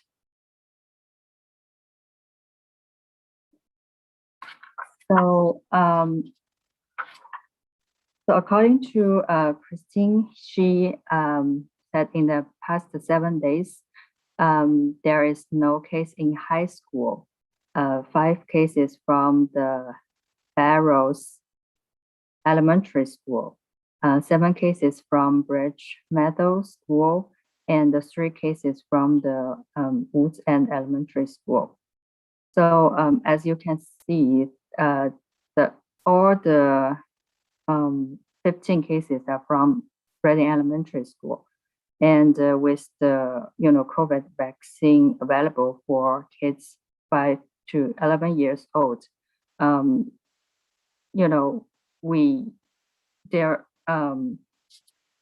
we might have some sort of message to maybe have the cases, to see the reduction of the cases. And as I just mentioned, the school will have a clinic for students tomorrow, as well as a 3rd dose clinic for the school staffs. And with regards of the general cases, we have a total case count 2,432.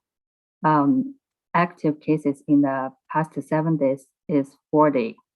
And the number of deaths is 50, transferred 16, and recovered 2,326. There is an update from MDPH. CTC will be officially closing in December. I have been talking with Christine. We currently did not using any services from CTC. And we don't have any communicable disease this week. We had 1 home daycare positive case, and that is under active monitoring. Christine had did about 3 homebound visits for the flu vaccine, and she's scheduled to do some next week. So do you have any questions?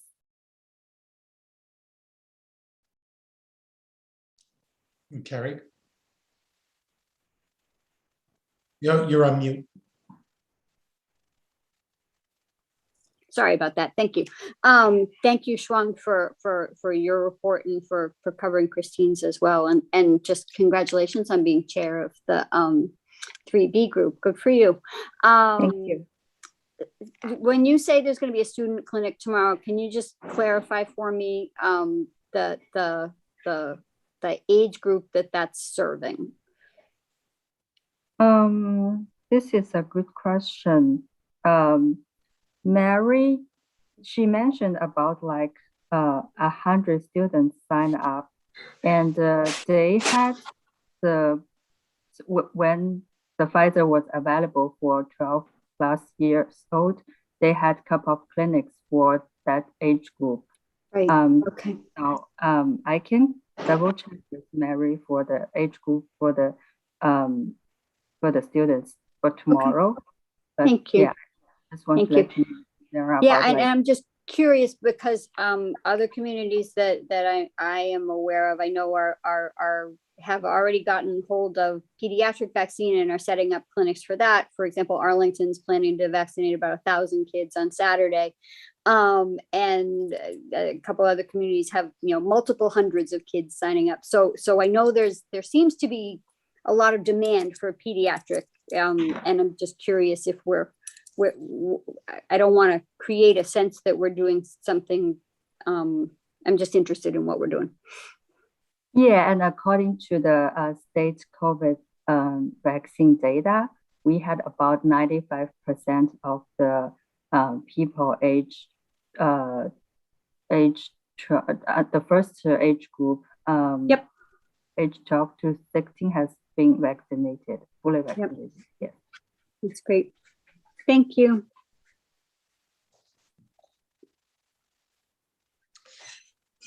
Any other questions for Schwang? I did want to, just as I commented at the beginning of the meeting, just mention that in the pre-board packet, we got the email from Emmy Dove, very articulate, thoughtful response, and concerned about our masking or lack of masking requirements. Just, briefly, she made a few points. One is that I was wrong around my data.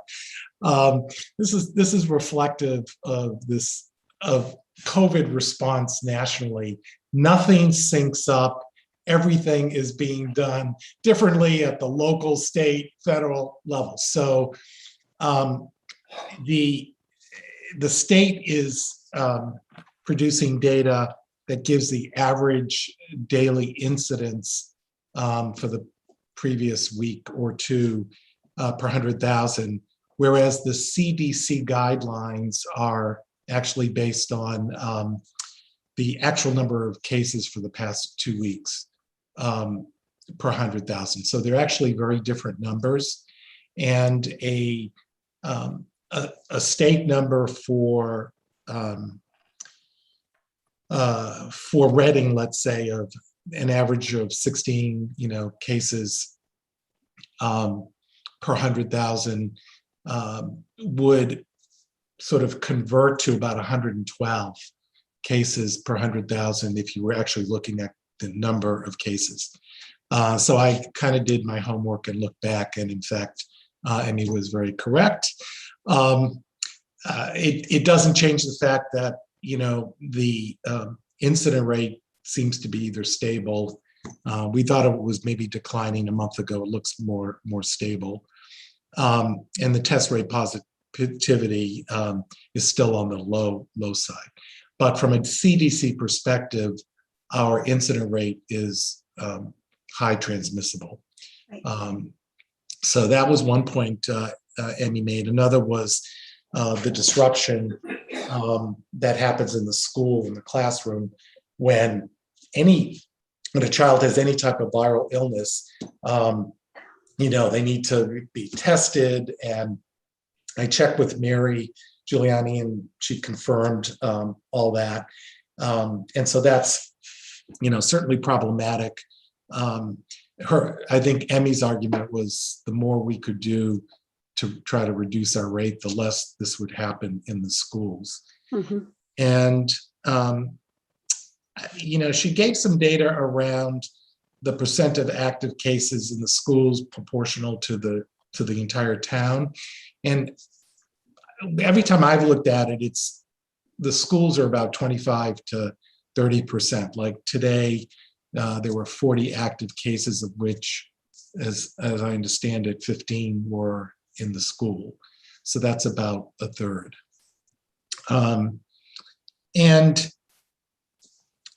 So anyway, the bottom line, I think Emmy was concerned that we have a more aggressive mask policy. I did look, and perhaps I can just share the screen with one item.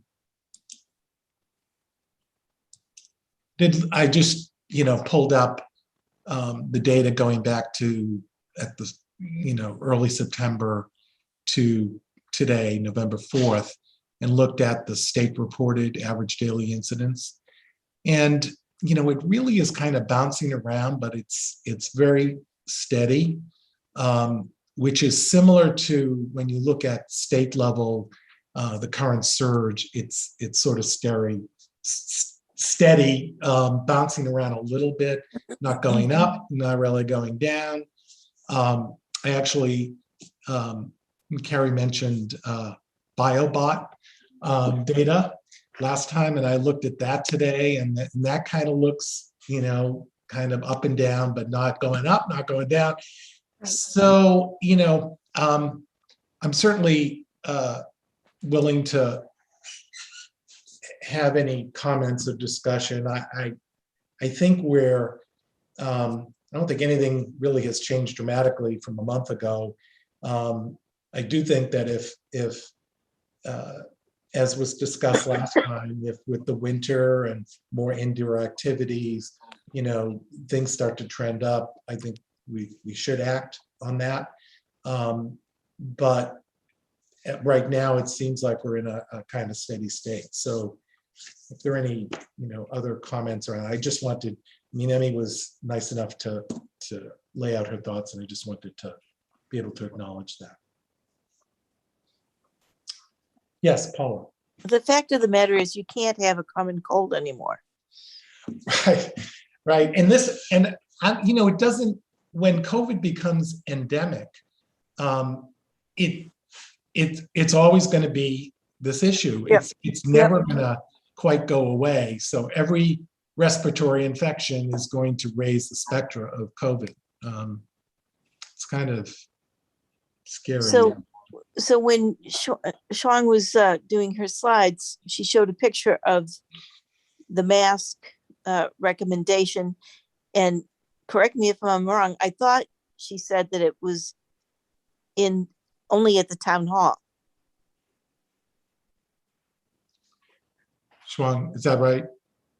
Yeah, The this is currently on the door of the entrance at Town Hall, and library and senior center, they do have their own, you know, mask sign. Okay. But, you know, go ahead. I mean, I think on that point, why not distribute that document that, you know, to all the businesses? I mean, don't we have a listserv of businesses, and just say, you know, the board strongly recommends masking, and, you know, feel free to post this sign at your entrance. Exactly. I think we were kind of leaning towards that last month. Is that something, Jean, is that something that we have the sort of email listserv and be able to do that pretty easily? Yes, yeah, we have the certainly the food establishments. We have them, and that's who we've always communicated with in the past when we had any kind of face coverings or whatever. How about other businesses? You know, just stores. Yeah, we have a business database of all the businesses in the downtown. And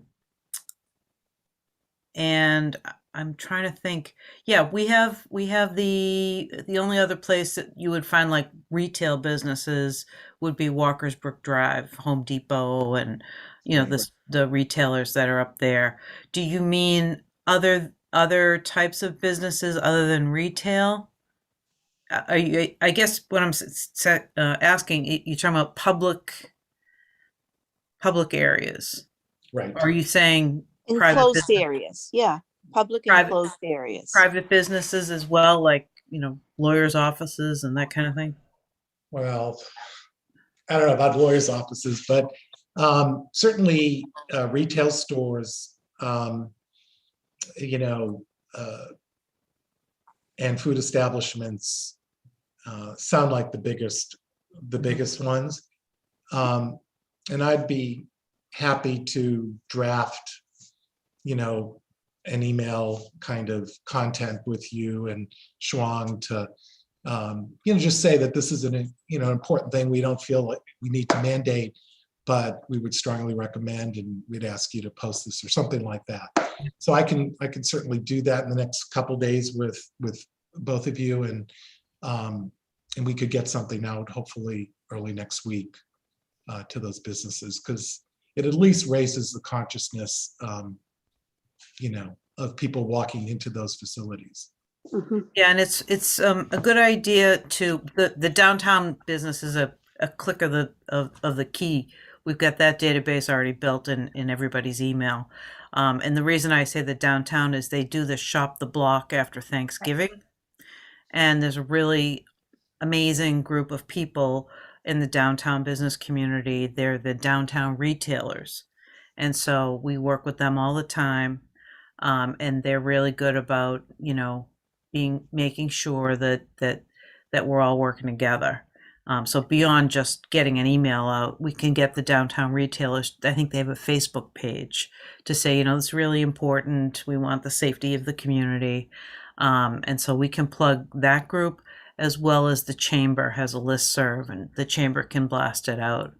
So we got a bunch of ways we can get the word out. We talked about last time about doing it on the electronic billboards too. Yeah, that's definitely another option. I don't have those. That comes under public safety, but if they have the availability on the message boards, I think that's a great idea. Is that something? Especially now that health is part of public safety, right? Right. So, Jean, is that something you can communicate to public safety and ask them? And they were doing that last year, so they had that. They were, yeah. I don't know what the supply is. Sometimes that can be an issue, but certainly for the shop the block, I think it's a great reminder to have the message boards out. And there's going to be more foot traffic around and people in and out. So yeah, we can do that. Okay. Yeah, Carrie. So first, Rick, it takes a big person to be able to say those words of "I am wrong," and just why that's not everybody is able to do that, right? Some people just say, "Well, I'll slide through it." So well done. And I really appreciated Emmy's letter. I thought that it was really thoughtful, especially the information, as you pointed out, about the impact on kids if they do have a cold and sort of what that happens. I had not considered the complexities of that, and that is a lot. So I think that it was really helpful to see that information. I think that what I saw, kind of what I took from the report about the schools, was that masking and vaccination work. And as we talked about, it's the evidence, when there's an absence of disease, it's an evidence of the effectiveness of your intervention. Well, hopefully.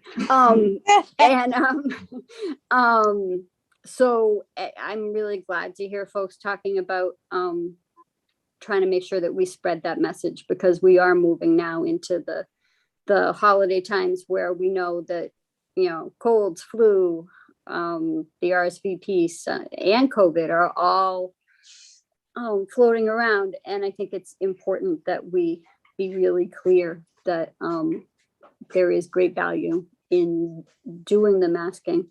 And I'm glad to hear folks kind of pointing out that maybe we go beyond just town hall and how we do that. So it's great. Sure. Yep. Thanks. It was interesting to see 0 cases in the high school, Agreed. which has such a high vaccination rate. Agreed. Kind of proof in the pudding. Yeah. Absolutely. Yeah. All right. Shuang, did you have something? Yes, Sean, sorry. Yes, sorry. I just want to add one thing. That was Ms. Jane Wellman and I worked together to, we used to have the mask up and mask up sign with the cartoon, and we had updates on the cartoon, and just want to let you this information. Maybe, there is kind of sign that similar to mask recommendation sign. So I'm sharing the page. It's actually posted by House before the trick and treat. We had some safety tips, and we also put a sign. It shows the Board of Health recommend wearing mask in the public indoor settings and getting vaccinated. So, this can be another option of sign that we can put. We also have a blue background with the other cartoons, but have the similar words. Yeah, so that's something I would like to add. Thank you, Shuang. That's great. Yes, that was a pretty effective tool for a while. So I'm glad to see it's still getting used, and figuring out how to incorporate that. That's great. Yeah, thank you. I have another issue that I became aware of, and I don't know how to address that, but it seems to me that there is a population in the town that are not getting the information that's out there about masking up, vaccines, etc. And it seems to be those who are living independently and are retired and not necessarily computer savvy. I don't know how many they are, but I've overheard conversations in public places of the people, they're just clueless. They have no idea. I don't know what we can do about that. But They've been for 20 months. They just had no idea You that gotta fall into some information at some point in time. They had no idea that there was still an issue. Okay. And not wearing masks. I was appalled, to be honest with you. Yeah. I'm sure people fall through the cracks all the time, but I just don't know what you can do about this. Right. Well, I think posting the strongly recommend masking and the boards that public safety has, those are two ways that don't rely on the internet and social media to communicate. It's at least a start. Yeah. Yep. Yeah, they go shopping. They must go food shopping at least, or to CVS or something, so that hopefully they'll see the signs. Yeah. The other way that we try to communicate that's doesn't rely on technology is there is sometimes an ability to use existing communications or existing mailings that we do. Like the electric bill? The electric bill, the pleasantries, that kind of thing. So it could be messaging, cross media and cross messaging with this bill or that bill. So that's something to think about too. And we've put things in the water bill before that have been pretty effective. That's an option. Okay. It doesn't cost anything because the bill's already going out. Okay. Maybe we should think about that. Yeah. You have to plan ahead because they get them going. You have to have it done like a couple of months in advance of when the water bill goes out, and it's a thing. But it's something to think about. So we don't make anything easy. No. So the only problem I would see with that is that if you have to plan that far in advance, things change as we all know a lot more rapidly than that. So they could be landing with information that's no longer valid. Right. Yep. And also, we don't know if they're homeowners, so we don't even know if they see a water bill, right? Yeah, good point. Yeah. I don't know that you're going to reach everybody. I don't know that you want to spend too much time trying to either. I think if you put the message boards up, they got to be driving around town doing something. They're bound to fall into this information. I'm kind of, like I said before, I'm shocked they haven't at this point. But I don't know how much you can do to reach every single soul that we have in the town here with the definitive message. Well, I Right. just threw it out there only because if I've heard it, I wondered if Right. any of you people have come across it. And Sure. No. yeah, I like the idea of as much as I agree with you, Kevin, that we can't ever get everyone. I do like the idea of including pleasantries, because that is a population that, you know, targets folks that maybe aren't seeing social media or maybe aren't paying attention to the signboards. I don't know, but just we know if there's a way to target folks that aren't technologically savvy, and that's one path. I like that. Yeah. But yeah, we could definitely turn ourselves into pretzels trying to get everyone. And I think, posting these signs is a good step. Thinking about pleasantries, good step. Sharing the information with other businesses and the community is, hopefully it sparks conversation. If maybe even if they don't walk in, maybe they're talking to someone who walks into a store who has seen it. I don't know. agreed. Yeah, it Okay. is hard to believe that people don't. Yes, I know. I know.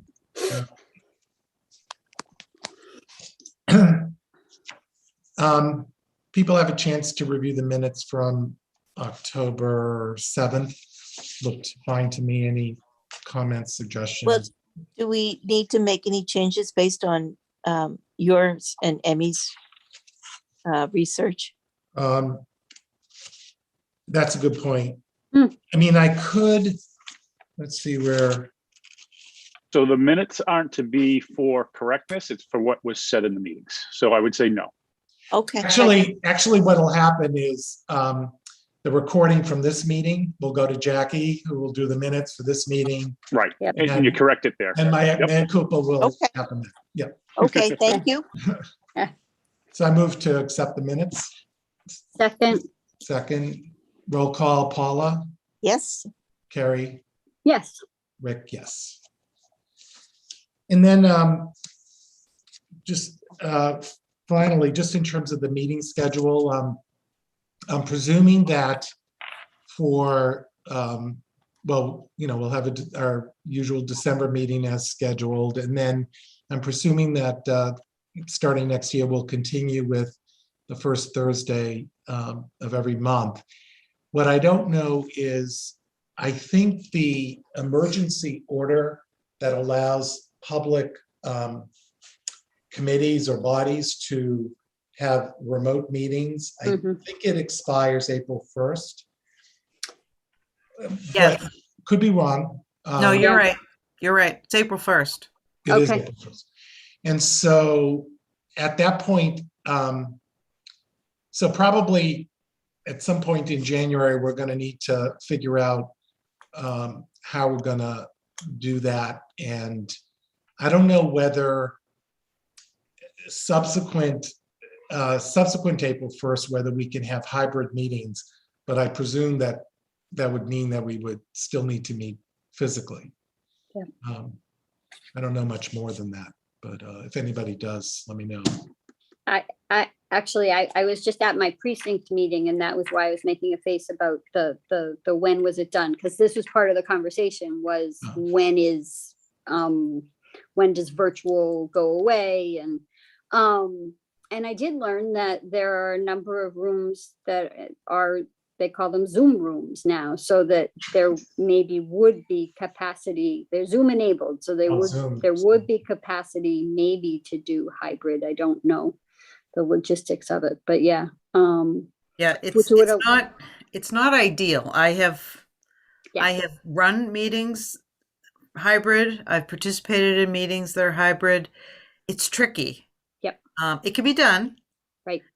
And we have the technology, so it can be done. It's hard for the person running the meeting because you have people that you're in the room with, and then you have a screen with other people, and so to go back and forth between the two venues is a little tricky, but it's workable. And I think it's a really nice option for people who want to come to the meeting, but they can't physically make it, Exactly. whether they're traveling or whatever. So that aspect of it obviously is such a benefit. But So I look forward to being in physical presence with Yeah. all of it will you be different. safely. I mean, I think that would be great. Indeed. So any other items, or are we ready to adjourn? Did you say you wanted Jackie to follow up and get a sense of people's schedule for the appointment meeting for the new director? Yes, yeah, and so that'll probably be the week of the 15th, right? And yeah, Jackie can maybe coordinate and get us. I think we'd only need like 30 minutes or something to be able to have this person introduce and kind of give us a background and then let us take a vote. All right. Great. Yep. Motion to adjourn. Second, I, Paula, yep. roll call, Carrie, Yes. Paula, Yes. Rick, yes. All right, See you later, Good everybody. to see everybody. Everybody. That's right. Happy Good night. Thanksgiving. happy Thanksgiving, that's right. Yeah. Bye. Bye-bye. Bye.